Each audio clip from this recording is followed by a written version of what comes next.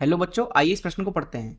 यदि किसी वैद्युत परिपथ में धारा विभव से कला में अग्रगामी है तो परिपथ की प्रतिघात किस प्रकार की होगी। आइए इस प्रश्न की मुख्य अवधारणा की चर्चा करें। दरअसल जो प्रतिघात है वो मुख्य रूप में प्रेरक तथा संधारित्र के लिए बनाया गया है। मान लीजिए हमारे पास में एक प्रेरक है कुछ इस तरीके से, यह एक शुद्ध प्रेरक है मान लीजिए, जिसका प्रेरकत्व तो मान लीजिए L है तथा यहाँ पे जो भी प्रत्यावर्ती निवेश लगाया गया है उसका कोणीय आवृत्ति ओमेगा है। ऐसी स्थिति में दिए गए शुद्ध प्रेरक परिपथ के लिए हम इसका प्रतिघात दरअसल एक्सएल से दर्शाते हैं और ये होता है ओमेगा गुणे एल के बराबर।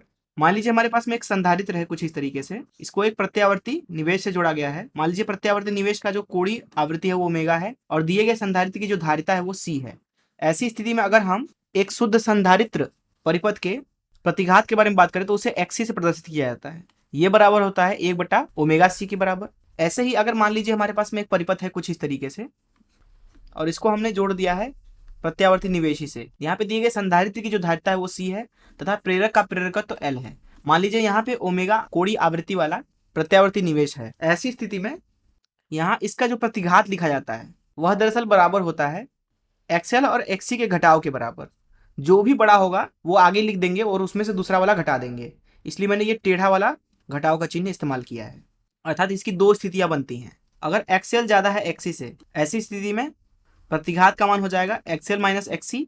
वहीं अगर एक्सएल छोटा है एक्सी से, ऐसी स्थिति में जो प्रतिघात होगा वो दरअसल लिखा जाएगा एक्सी माइनस एक्सएल। अब मान लीजिए कि यहाँ पे जो धारा प्रवाहित हो रही है वो आई प्रवाहित हो रही है। संधारित्र के दोनों तरफ विभवांतर वीसी ले लीजिए, प्रेरक के दोनों तरफ विभवांतर वी एल ले लीजिए। मान लीजिए यहाँ पे निवेश है V बराबर V naught sine omega T. अब होता यह है, अगर हम धारा को यहाँ पे बनाए कुछ इस तरीके से, तो दरअसल अगर बात करें संधारित्र की तो उसके अंदर जो विभवांतर होता है वो धारा से 90 डिग्री पीछे होता है।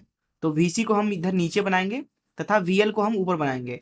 अब यहाँ पे जो धारा है वो दरअसल संधारित्र से भी वही धारा है जो कि प्रेरक से है। इसलिए अगर हम इसी ग्राफ पर प्रेरक के दोनों तरफ विभवांतर को बनाना चाहें तो दरअसल जो प्रेरक होता है उसके दोनों तरफ विभवांतर जो होता है वह दरअसल धारा से 90 डिग्री आगे होता है।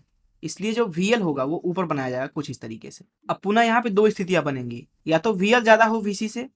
ऐसी स्थिति में होता यह है कि XL ज्यादा होता है XC से, क्योंकि यहाँ पे आप फेजर के नियमों से हम यहाँ पे ऊपर XL ले सकते हैं और नीचे XC ले सकते हैं। इसी तरीके से अगर VL कम होता है VC से तो इसका मतलब यह है कि XL कम है XC से। और यहाँ पे अगर हम कुल विभव का मान लिखना चाहें V कुल, तो आप देख सकते हैं कि VL और VC में जो है 180 डिग्री का अंतर है। इसका मतलब यह है कि V कुल हो जाएगा VL और VC का अंतर के बराबर। तो यहाँ पे पहली स्थिति में अगर हम V कुल लिखा लेना चाहें, जिसे हम V से दर्शाते हैं, वह हो जाएगा VL माइनस VC। ऐसे ही अगर नीचे वाली स्थिति में कुल विभव लिखना चाहें तो वह हो जाएगा VC माइनस VL। हम इसको स्थिति एक नाम दे देते हैं और नीचे वाले को स्थिति दो नाम दे देते हैं। तो इधर हम बना लेते हैं साफ साफ। पहली स्थिति में अगर हम देखें तो VL ज़्यादा है VC से। V कुल लिखना चाहें तो वह है VL माइनस VC। और अगर पहली स्थिति के लिए ग्राफ बनाएं तो धारा कुछ इस तरीके से है। VL ज़्यादा है अर्थात ऊपर की तरफ V विभव है जो कि है VL माइनस VC के बराबर।